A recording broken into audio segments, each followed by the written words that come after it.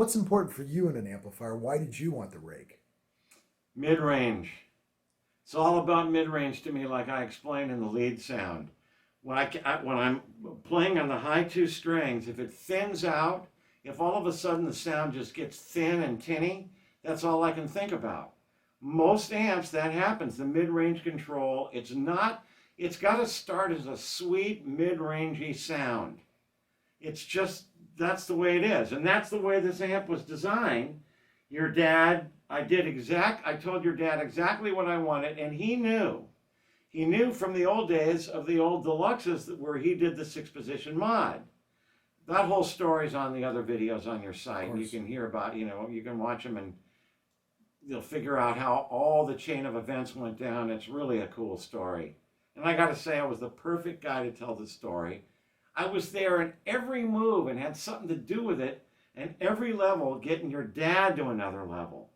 It's just all cool, man. It's like a storybook, man. It's like it's so G-rated. It's like a Walt Disney movie or something, And basically that's what you wanted. You wanted to bring out the best of the past of these amplifiers into one newer amp? Right.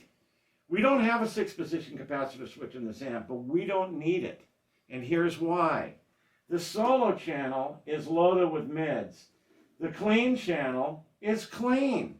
I can dial back the mids. If I want mids, I can have it. But on the clean channel, I don't want to have this.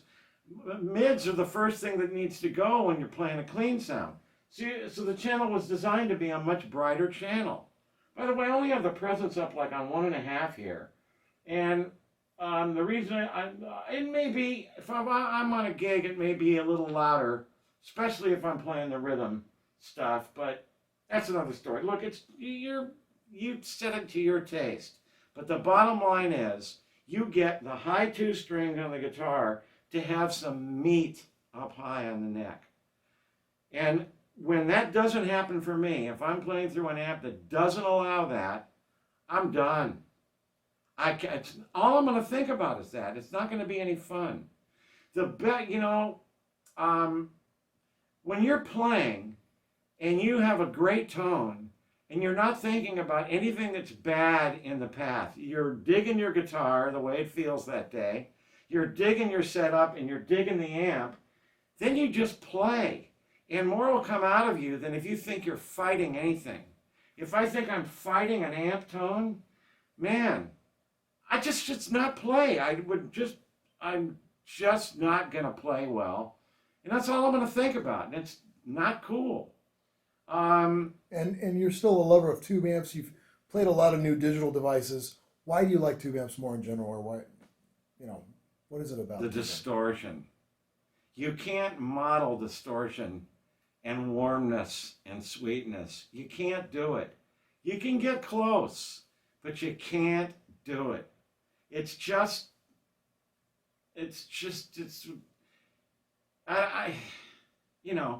Even when you're going into the digital domain, even with great converters, it just doesn't sound the same.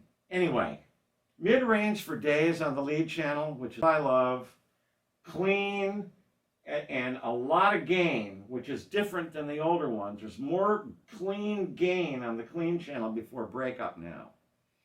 You've produced a ton of records. You've played on a ton of records, Jay. Would you say that this amplifier could get most of those tones? I mean, were you looking for flexibility? I wouldn't need another amp. Yeah. You want me to get a huge ass burning type of fifths metal sound? You can do it. You want me to get the sweet mid-range thing like I love? You can do it. You want me to get a real nice sparkling clean rhythm guitar sound with a Strat type thing? You can do it. It's 55 watts, in this era, most amps are like 30, 35. This amp's not heavy. So if it's 55 watts, it's very carryable, if that's a word. Yeah, I like it. And I mentioned, giggable. It's giggable. It's giggable. It's not going to tear your arm off, man. It's a good weight. And why 55? Do you like 55 watts more than 25 watts? Yes. And why? It's bigger. It's bigger. Even at lower volumes? At lower volumes, everything about it. It's just bigger.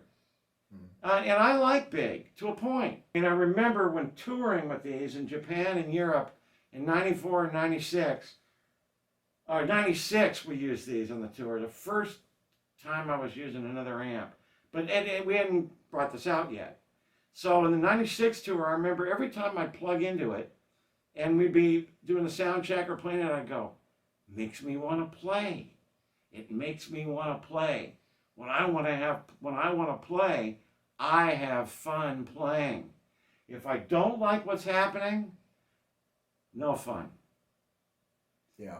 Music's supposed to be fun. Yeah. Correct? Yes. Okay. Anything in the chain that's the weakest link is going to make it not fun or less fun.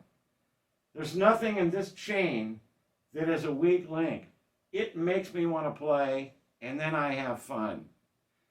It's the most fun I can have with my pants on. Look, Rivera is a small family company. All right, you don't get a manufacturer run. How can I say this without really being a drag to other companies? Corporate companies, many things can happen that are bad. These guys' reputation rests upon the products that come out. They can't have a bad run of anything. Let's say they get they just loaded a ton of caps, ordered a ton of caps and a ton of tubes, and they start sticking them in amps, and the first thing Paul Sr. knows is these don't sound right. He's going to send them back, make them give him another batch. You think at big companies, I'm not going to name big companies, but you think at big companies they do that?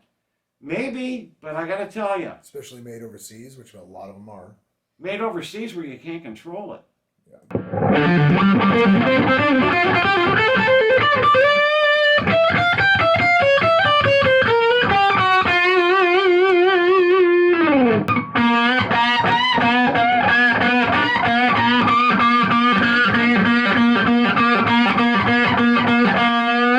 You can hear all those harmonics speak, right?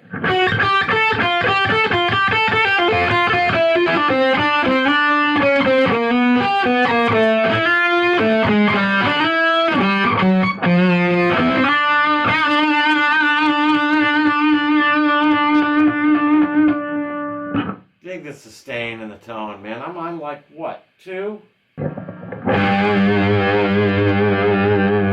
Look, I'm on 1.5 or almost 2 with the master pulled out, so I'm at full gain. I'm driving the power amp and I'm driving the preamp and the power amp as hard as I can. I'm only at 2. Dig how big this is. Nothing should sound this big at 2. Now look, the bass is on 4.5. And we're at a lower volume. We're at a lower volume, and I love the mids of this amp.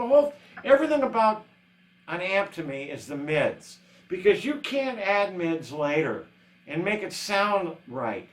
You have to have mids come from the amp. I prefer a much more mid-rangey tone, and I can add highs to it. You can always brighten up a mid-rangey tone, but when you add EQ on an amp, in the control room, EQ after the fact, it never sounds like amp EQ. You add in the mid-range at 800, it just doesn't sound right. So the mid-range has got to come from the amp, period.